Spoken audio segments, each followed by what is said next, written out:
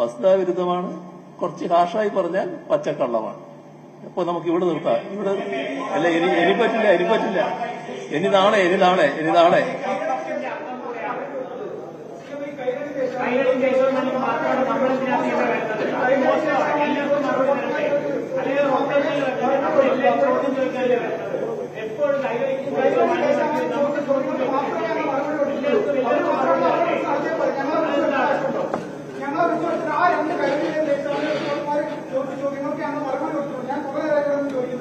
മോശമാണ്. ആളെ വിളിച്ചു വെച്ചിട്ട് ചോദ്യം ചോദിക്കാൻ പറ്റില്ല എന്ന് പറയും. ഇന്നലെ ജോൺ ബ്രിട്ടാസ് പറഞ്ഞത് അന്നാണ് ഏറ്റവും കൂടുതൽ വാർത്താസമ്മേളനം നടത്തിയെന്നാണ്.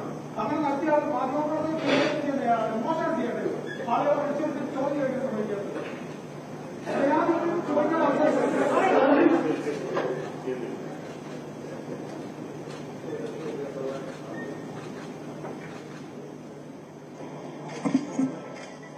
ചോദ്യം മനസ്സിലുണ്ടായാൽ പോരാ,